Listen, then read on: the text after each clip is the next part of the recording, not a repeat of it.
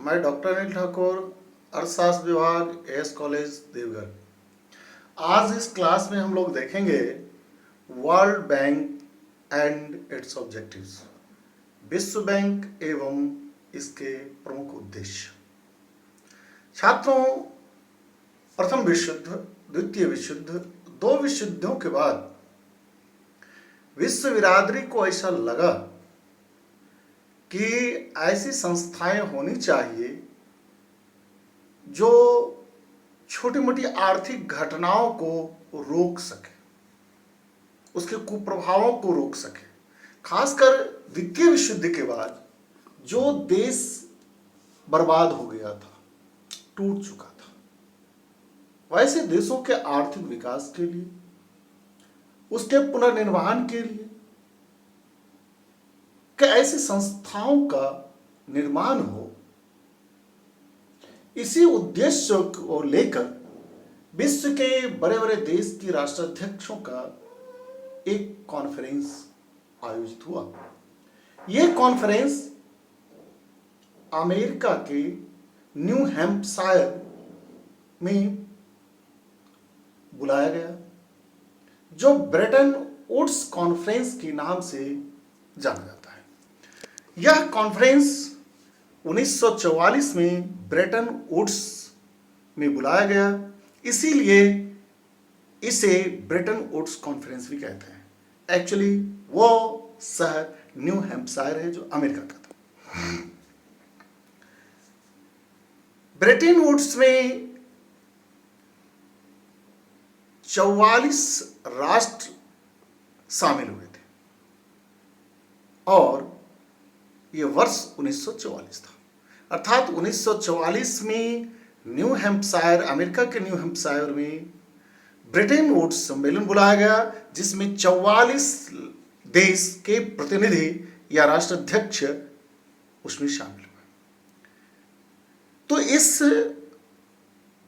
Bretton Woods conference में दो मुद्दे उभरकर सामने, दो संस्थाओं का नाम उभरकर सामने आया। एक IBRD, जिसको हम लोग वर्ल्ड बैंक के नाम से भी जानते हैं, दूसरा IMF, इंटरनेशनल मॉनेटरी फंड। तो विश्व बैंक और अंतर्राष्ट्रीय मुद्रा कोष, दो संस्थाओं की चर्चा हुई, निर्णय लिया गया कि इसकी स्थापना हो। छात्रों, यहां हम लोग वर्ल्ड बैंक की चर्चा करेंगे। इसकी स्थापना 27 दिसंबर 1945 को हुई थी, लेकिन यह फंक्शन में तुरंत नहीं आया था। फंक्शन में यह कार्य करना प्रारंभ किया विधिवत रूप से 25 जून 1946 को। वर्ल्ड बैंक का जो मुख्यालय, वो मुख्यालय या हेड ऑफिस वाशिंगटन DC में। वर्तमान में इसके 189 देश मेंबर हैं, सदस्य हैं, और इसके जो चेयरमैन हैं, अध्यक्ष हैं, वो है डेविड मालपास। छात्रों, यह जो वर्ल्ड बैंक है, यह वर्ल्ड बैंक एक तरह से एसोसिएशन, संघ, ये 5 संस्थाओं का मिला हुआ एक संघ है, संस्था है। ये 5 संस्थाएं कौन कौन सी हैं और ये संस्थाएं अलग अलग डेट में। तो आए ऑब्जेक्टिव पॉइंट्स के व्यू से भी हम अगर इसको देखें तो इसमें पहला है IBRD, international bank for reconstruction and development, 1945, कि इसकी स्थापना 1945 में हुई। दूसरी संस्था है IFC, दूसरी संस्था है IFC, अंतर्राष्ट्रीय वित्त निगम, इंटरनेशनल फाइनेंस कॉरपोरेशन। इसकी स्थापना 1956 में हुई। उसी तरह IDA, इंटरनेशनल डेवलपमेंट एसोसिएशन, इसकी स्थापना 1960 में हुई। आप देख रहे हैं कि IBRD 1945 में, IFC 1956 में, IDA 1960 में, उसी तरह ICSID 1966 और MIGA की स्थापना 1988। छात्रों, इसमें हम देखते हैं कि पांचों को एक साथ मिलाने पर हम इसको वर्ल्ड बैंक बोलते हैं। और इसमें जो भी पांचों संस्था है, ये पांचों संस्था में एक संस्था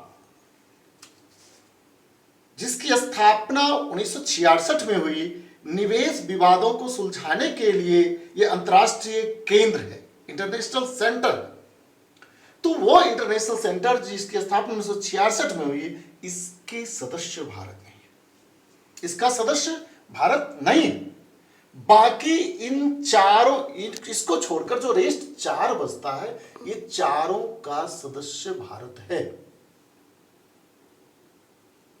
भारत चारों से जुड़ा हुआ है।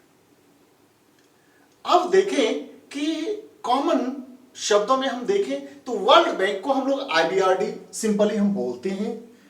तो इसका जो फुल फॉर्म होता है, इसी में इसके कार्ड, इसका उद्देश्य सब छुपा हुआ है।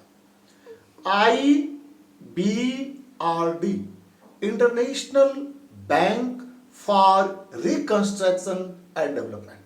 क्लियर कि इंटरनेशनल बैंक, अंतरराष्ट्रीय bank for reconstruction and development, किसके लिए? तो रिकंस्ट्रक्शन के लिए। किसका रिकंस्ट्रक्शन होगा? जो कंस्ट्रक्शन होके टूट गया। यह साफ स्पष्ट होता है कि विश्व युद्ध में जो देश विध्वंस हो गया, जो टूट गया, बर्बाद हो गया, इन देशों की फिर से पुनर्निर्माण, रिकंस्ट्रक्शन के लिए एंड डेवलपमेंट। किसका डेवलपमेंट? ऐसे देश जो काफी पीछे, जो पिछड़ गया, विकास की दौर में छूट गया। लेकिन ध्यान दें कि वर्ल्ड बैंक या IBRD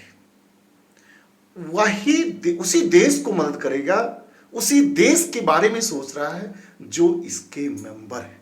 तो ऐसे इसके सदस्य देश जो अर्धविकसित है, जो पिछड़ा हुआ है, विकास में छूट गया है या डेवलपिंग है, उसके लिए डेवलपमेंट का काम, जो बर्बाद हो गया है, टूट गया, उसके लिए पुनर्निर्माण का काम। तो इस प्रकार हम देखते हैं कि इसके बैंक के, इसके नाम में ही इसका अर्थ भी छुपा हुआ है, इसका उद्देश्य भी छुपा हुआ है।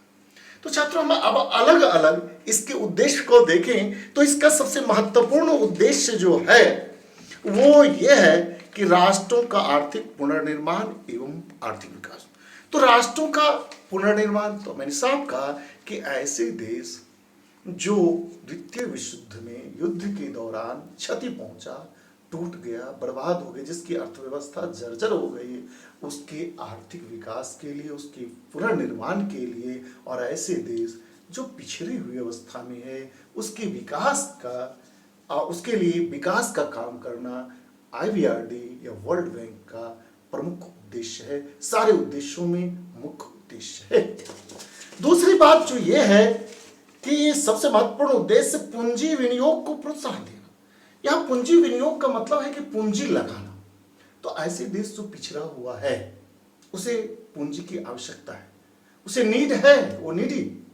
और ऐसे भी देश हैं जिसे अत्यधिक पूंजी है और वो पूंजी लगाना चाहता है लेकिन डरता है कि कहां लगाएं। तो ऐसे देशों के लिए जो पूंजी, जिसके पास पूंजी काफी है और पूंजी लगाना चाहते हैं, और ऐसे देश जिसको पूंजी की जरूरत है, तो ये क्या करता है? निवेश को बढ़ाने के लिए IBRD या वर्ल्ड बैंक गारंटर का काम करता है, करी का काम करता है कि आप विनियोग कीजिए, हम आपको गारंटी देते हैं, आपके पैसे नहीं डूबेंगे। तो दूसरा महत्वपूर्ण जो इसका उद्देश्य है IBRD का, वो उद्देश्य ये है कि पूंजी विनियोग को प्रोत्साहन, अर्थात वर्ल्ड में, विश्व में, इनके सदस्य देशों में अधिक से अधिक पूंजी का निवेश हो, पूंजी विनियोग हो, यह इसका प्रमुख उद्देश्य है।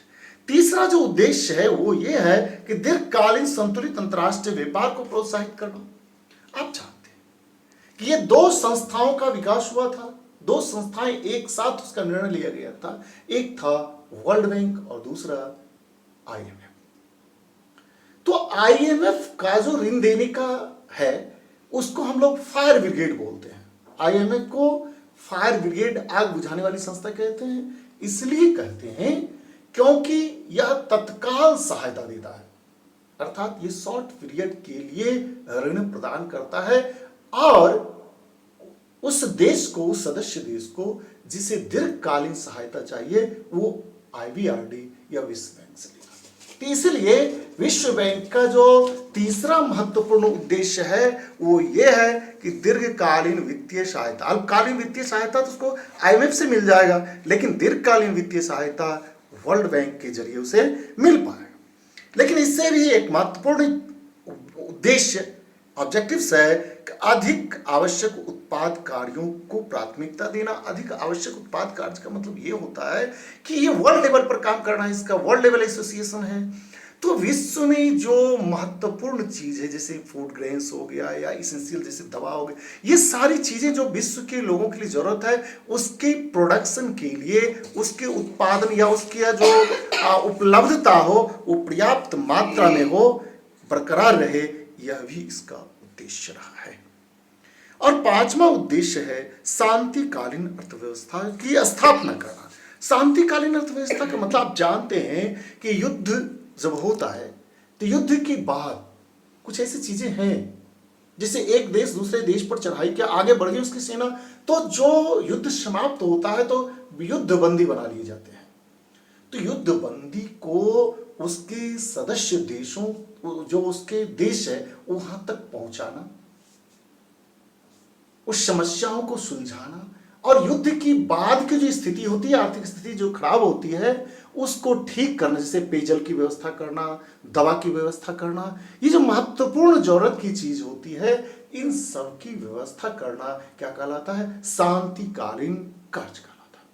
तो छात्रों, युद्ध के बाद जो शांतिकालीन कार्य होता है यह भी इसका एक प्रमुख उद्देश्य है। तो हम देखते हैं कि वर्ल्ड बैंक जो एक एसोसिएशन है, संघ है, पांच संस्थाओं का संघ है, आईबीआरडी, आईएफसी, आईडीए, आईसीएसआईडी, एमआईजीए, ये 5 संस्थाएं अलग अलग, इसको एक मिला के हम वर्ल्ड बैंक बोलते हैं। और आपको याद रहना चाहिए कि आईसीएसआईडी जो विवाद निपटान संस्था है, इसको छोड़कर बाकी सबका मेंबर भारत है। तो हम लोगों ने देखा कि विश्व बैंक है क्या, इसके अपने कुछ उद्देश्य हैं, इसके प्रमुख कौन कौन से उद्देश्य हम लोगों ने देखा। इसके मुख्य उद्देश्य 5 हैं। तो अगले वीडियो में हम लोग देखते हैं विश्व बैंक के कौन कौन से कार्य हैं और इसकी क्या आलोचनाएं हो रही है। धन्यवाद।